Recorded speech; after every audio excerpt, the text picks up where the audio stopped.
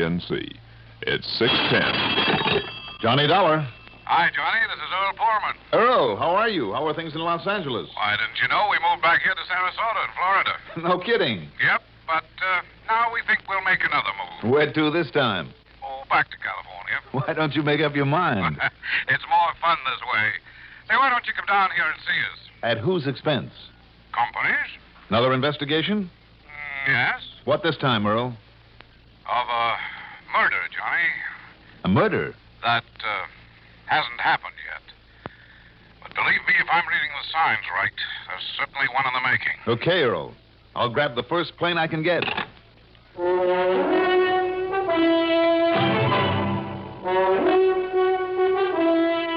The CBS Radio Network brings you Mandel, Kramer in the exciting adventures of the man with the action-packed expense account. America's fabulous freelance insurance investigator. Yours truly, Johnny Dollar. It never fails. Whether it's a party evening or an ordinary weekday, people always drink more light, bracing, clean-tasting Pepsi-Cola than you expect. That's why the smartest Pepsi you buy is the extra carton. Buy extra cartons of the drink that lets you drink young as you think. Yes, get the right one, the modern light one. Now it's Pepsi for those who think young.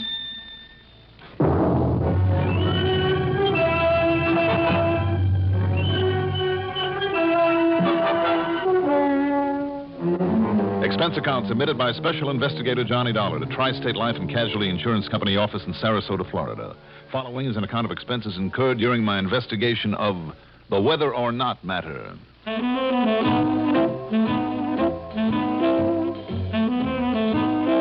Expense account item 1, $6 for a taxi out to the airport. Item 2, $97.96 plane fare. And modern jet transportation being what it is, I got to Sarasota just before noon. Item 3, $50 deposit on a rental car, and 20 minutes later I walked into the office at 1306 Main Street that Earl Poorman shares with another old friend, Don Boomhauer, a prominent realtor. 5 minutes after the usual howdy-doos, Earl and I were tearing into a plateful of shrimps cooked in beer at the famous Plaza restaurant. Those are delicious. Think you can manage another order of them, Johnny? Not a chance, Earl, but they are great. Specialty of the house, you know. Well, they deserve to be. Well, while you're making a pig of yourself, let me tell you why I called you. Oh, go ahead. Our client's name is T. Rockway Mayfield, a wild old character who made his pile up in New England. Mm-hmm. He retired and moved down here last fall. He has a big home in St. Armand's Key. What's he do to keep busy? Fish? Golf? No, he spends most of his time with a jug beside him, sunning himself or feeding the seagulls and then shooting at them with an air pistol. Isn't that illegal? Well, it would be if he ever hit one of them, but he never does. And he does throw big parties, always lots of pretty girls around. And don't think he doesn't go for them, too, in spite of his age. What a life. The point is, he tells me that he came down here to retire to get as far away as he could from his wife's kids. You know, stepped out on step-son. Names are Betty and Frank Merritt. How come, Earl? Well, as long as his wife was alive, she made him support them. I see. But he felt they ought to be out earning their own living, and Johnny, I happen to agree with him. If they're growing up, I agree with you. Anyhow, when his wife died and he retired, he left them flat. They're on their own until he goes, of course. So, what's happened? Well, tomorrow is old Mayfield's birthday, and that means another big party. Mm-hmm. And Johnny, the kids have told him that they're coming down here to celebrate. Told him that he can't refuse them now because they're standing on their own feet. You think that's true? No, sir. I think they're coming for something else. Like what, Earl? That nasty word I mentioned to you on the phone. Murder? Murder. Now, let me pay the check and I'll drive you over to see him, okay? By all means.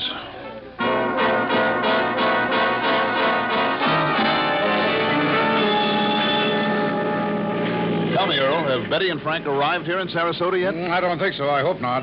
But you can understand why I was so anxious for you to get on down here. Well, Earl, if something should happen to him while they're here, wouldn't it be just a little too obvious? Would it? Those kids are no fools, not by a long shot. Well, even so. And with the drunken mobs that he has at his parties, where somebody could be knocked on the head and tossed into the swimming pool and nobody'd pay any attention till it was too late, no, okay. I could be all wrong. I think you must be. But is there any reason why you shouldn't stick around long enough to keep an eye on them while the kids are here? Well... On expense account. I suppose not. Yeah. And then maybe after they've left, I'll break down and take you out fishing. Now, there is a sensible inducement. Oh, no, look. There's this place just ahead now. That? Mm-hmm. The big one. Oh, brother. And you don't think money that can afford a place like that would be worth killing for? Oh, Earl. Mm-hmm. Maybe you have a point there.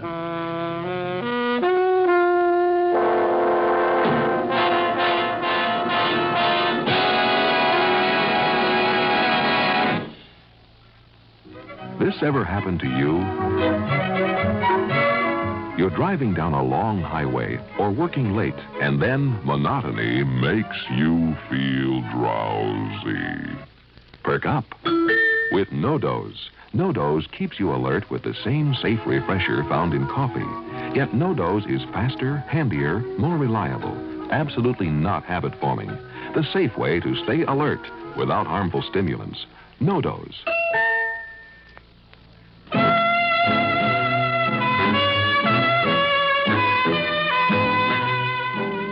Old Mayfield's home there on the Gulf of Mexico side of fashionable St. Armand's Key was quite a place. To ensure privacy, all three of the landward sides were protected by a high wall. The big house of concrete, stucco, aluminum, and glass was surrounded by a broad patio full of plants, tables, chairs, and lounges, and, more important, with a large, fully equipped bar, complete with bartender, even at this time of day. Beyond the patio, a swimming pool, and then a clean, white stretch of beach. It was obvious Mayfield did plenty of entertaining. As for the man himself... Dollar, did you say? Dollar? Oh, that's right, Johnny Dollar. A man with lots of sense, then, eh, poor man? What? What do you mean, what? What's the matter with you? It's a joke. 100 cents to the dollar, aren't there? Oh. So if he's a dollar, he's got lots of sense, hasn't he? Get it?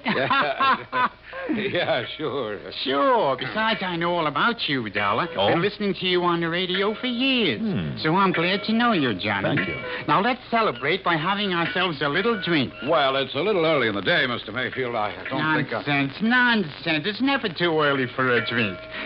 Samantha, where are you? Yes, Mr. Mayfield, right here, sir. Bring a scotch and soda for Mr. Dollar. And Mr. Poorman will have a gin and tonic. Yes, Mr. Mayfield. And how about you? Another one of what you've been having? No. This time I believe I'll have, how does cognac and root beer with a dash of mint sound to you? That sounds terrible, Mr. Mayfield. Good. I'll have it. Yes, Mr. Mayfield. So that's that. By the way, poor man, you're bringing Johnny to my party tomorrow night, aren't you? Well, now, I'll tell you, Good. And Johnny, my boy, you'll have the time of your life. There'll be more good-looking girls around here tomorrow night than you ever saw. I really know how to pick 'em, boy. Really know how to pick 'em. Wow, good for you. Yeah, but, oh, me. Do you know why they always come? The real reason? And why they always turn on their charm for me? Why, sir? Hate to admit it. Yeah, I really do. But all they want is to get their pretty little grasping fingers on my money, that's all. But they won't. Don't you worry about that. Nobody will, not until I'm dead and gone. Did poor man tell you about those lazy, shiftless, worthless stepchildren of mine? Well, he mentioned them. And you'll see them, too. They get in here tomorrow afternoon on the 4:30 plane. Oh, well, then perhaps I... That reminds me. I better arrange for Samantha or Charles or somebody to meet them. Why don't you let me pick them up for you? Oh, yes, Mr. Mayfield, that's a good idea. Eh? Well, of course. Fine. Pick them up at the airport. Bring them here if you can't lose them. And then stay on for the party. All right. And now, Johnny, now let me show you my pride and joy. You see it there on the far side of the swimming pool? That sort of pool house with all the gadgets on the roof? Pool house? Yes, well, it's a bathhouse with a swimming pool, isn't it? Ridiculous, poor man. Utterly ridiculous. If that's all you think of it... Well, what is inside that little building, then? You'll see. You'll see. Now, come along.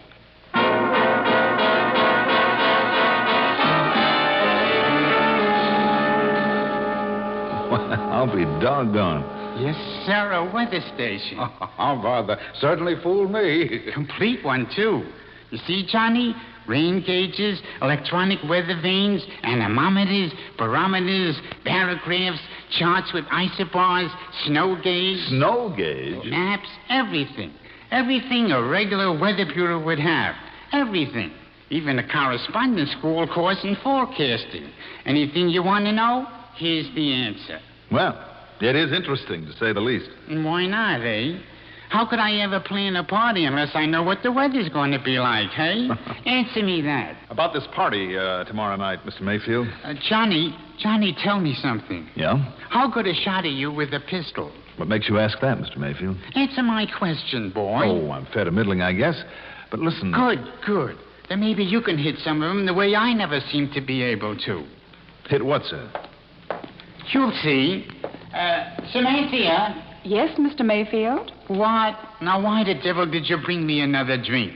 You want me to spoil my aim? Oh, no, Mr. Mayfield. But there's no point in letting it go to waste. I swear, Mr. Mayfield, I don't know how you do it. Practice, poor man, practice.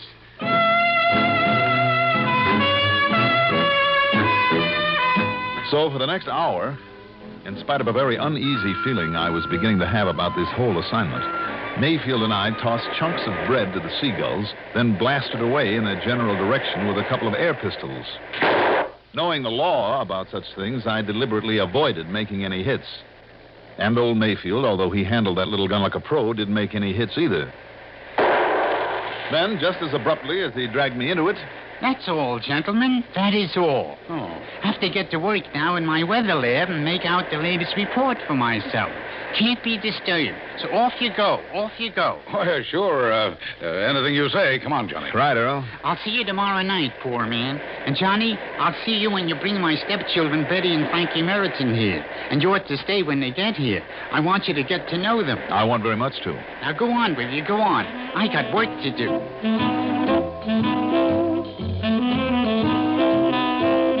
I picked up my rental car and dropped in on my old friend Sergeant Phil Phillips at police headquarters. I know, Johnny, I know. It just doesn't seem to make sense. I mean, Earl Poorman's worry about the old coot. Lord knows he isn't worried.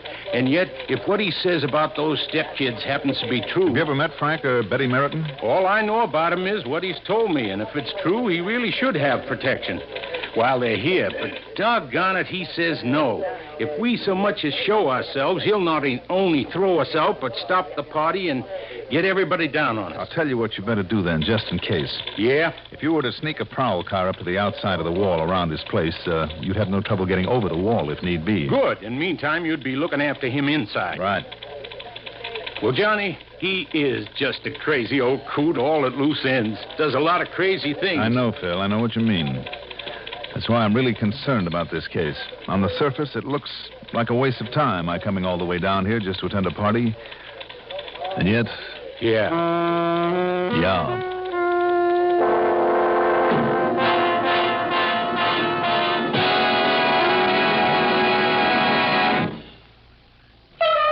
Treat your taste kindly with Kent. Treat your taste kindly with Kent. Treat your taste kindly with Kent. Smoke Kent, the Micronite filter cigarette. Yes, people who want to get away from harsh, rough-tasting cigarettes know that the one to switch to is Kent. And there's a very good reason why. Kent, with the Micronite filter, refines away harsh flavor, refines away rough taste for the mildest taste of all. Yes, that's your reward for smoking Kent, the cigarette that made the filter famous. So when you want to get away from harsh, rough-tasting cigarettes, remember, the finer the filter, the milder the taste. And you'll decide to treat your taste kindly with Kent. Treat your taste kindly with Kent. Smoke Kent, the Micronite filter cigarette.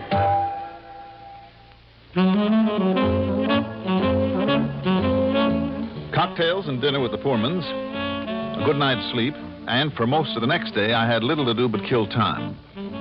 I went out and hit some golf balls at a nearby driving range, paid a visit to the colorful Jungle Gardens, saw the famous Ringling Circus Museum, and ended up chewing the fat with some of the boys at station WSPB. Then I met the plane, picked up Frank and Betty Meriton, piled them into my rental car, and started back to St. Armand's Key. The differences between the two of them were pretty striking. Betty was a beautiful girl with a head on her shoulders. Frank was a weak, wishy-washy, well-spoken nothing with a capital N. Don't tell me, dear girl.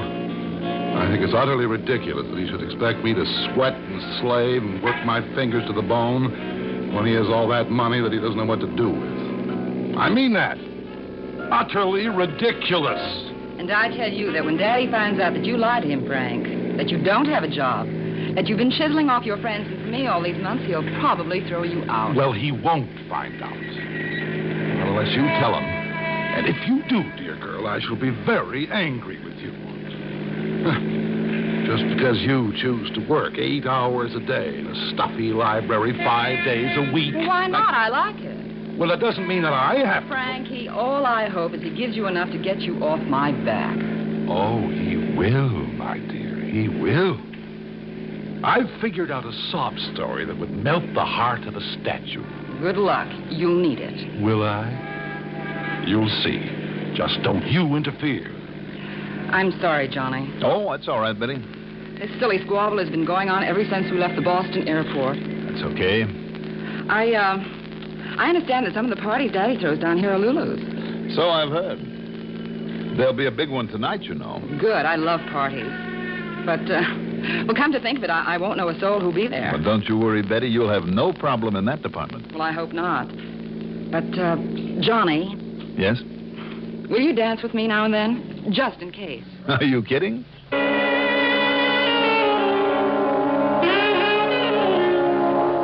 Without giving them a chance to unpack their bags, Mayfield dragged them into a study and shut the door. So I took a swim and dressed for dinner and the party. At dinner, incidentally, Mayfield and Betty yacked away at each other like a couple of happy kids. But not a solitary word passed between Mayfield and Frankie. Frankie sat there and pouted, hardly touching his food. Then, the party. So help me, I never saw so many good-looking girls gathered together in one spot in my life. And what if a lot of them were only looking for a shot at Mayfield's money? The point is, they were there. As for Betty, we not only danced like fools, but made plans for getting to know each other much better up north after this whole thing was over. Meantime, needless to say, I kept a weather eye on Frankie, who spent most of his time at the bar looking very unhappy. Then about 11 p.m., between dances, Mayfield came over my way. Not drinking, Johnny? You're missing half the fun. Oh, don't you worry a bit, Mr. Mayfield. I'm having a fine... Hey, wait a minute. The lights. What happened to the lights? Just a gag, Johnny. Just a gag. A gag? They'll be back on in a minute. I have a timer on the main switch that does it. Well, why? Why the blackout? What's the matter with you, boy? Now, the next time they go out, and they will. Not if I can find that switch box. Now, when they do, you just grab the nearest, the prettiest girl you can find. Oh, come and on. if you don't know what to do then, well, you're not half the... Oh, now that's too bad. They came on again too soon. Now, listen, Mr. Mayfield. But have fun, Johnny, have fun. Mr. Mayfield, wait a minute. Johnny? Betty, what happened to you? Well, don't you worry. I slapped his face, and hard. Only I still don't know who it was there in the darkness. Look, that lights out gag has got to go. Come on, let's find the main switch box so it won't happen again. You mean the lights were supposed to? Oh, no. Oh, not again. Doggone it. Where did Mr. Mayfield go? Well, I thought he was going over to... Johnny! Come on, Betty. That was over near his weather station. By the time we fought our way over there through the crowd, the lights came on again. And there, just in front of the door of the little weather station, lay a body. Johnny? Is he... Yes, Betty. Let me through. What is it? What happened? I was over there getting a drink, and I heard a couple of... It's Frankie. That's right, Mr. Mayfield. Is he dead? Yes, sir. Couple of 38s through the chest. Well, I can't say that I'm sorry, Johnny. But who? Who did this? Call the police. Somebody call the police. Sergeant Phillips and his men were already over the wall, and they really did a job. In the next 2 hours, they, plus a dozen more he called in, made as thorough a search of that place as I've seen. But the result? Johnny, the gun that killed young Meriton has to be around here somewhere. Has to be, but we simply can't find it. You must find it, Sergeant. You must. And the killer, too. How about raking through the sand over there on the beach? No, it was all smoothed over before the party, and there still isn't a break in it. To haul every one of this mob down to headquarters so the boys in the lab... Wait. Yeah? Wait a minute.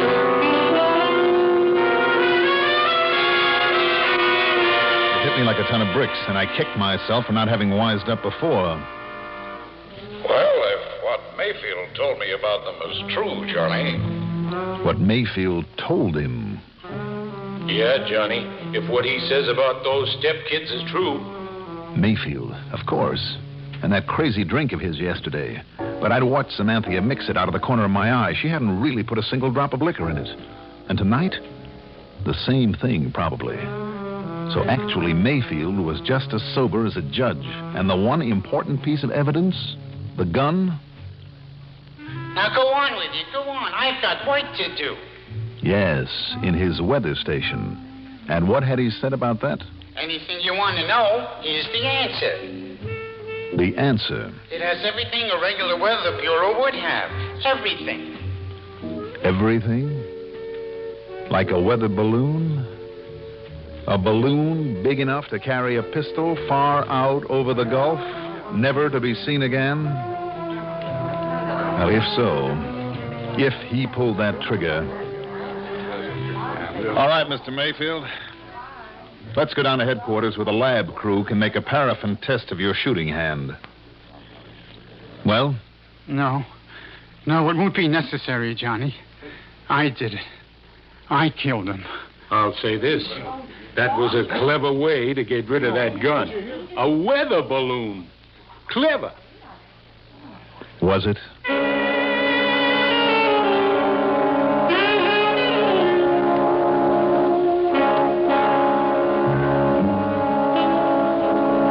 So, the Mayfield fortune will go to Betty.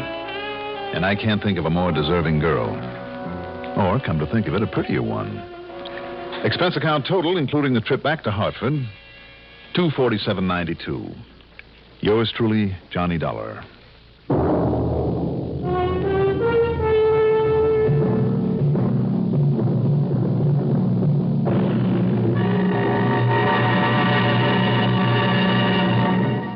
Now, here is our star to tell you about next week's story. Next week, a complex and unusual story with a twist that will surprise you, I think, as much as it surprised me. Tune in, won't you? Yours truly, Johnny Dollar. If you drive a car, remember this. Almost anywhere in the country where you see the Sinclair sign, you can save up to 4 cents a gallon on gasoline by using Sinclair Dyno. That's because in 3 out of 5 cars, regular priced Sinclair Dyno matches the performance of expensive premium gasolines, costing up to 4 cents more a gallon. Drive with care and buy Sinclair Dyno gasoline.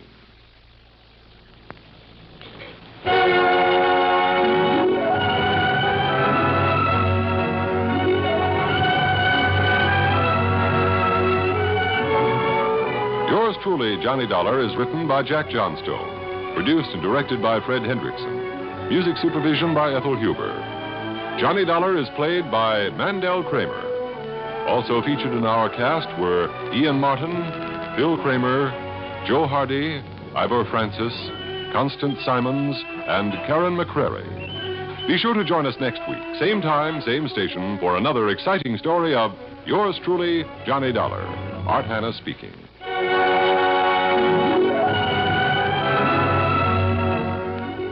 Worldwide Sports with Chris Schenkel is heard weeknights on the CBS Radio Network.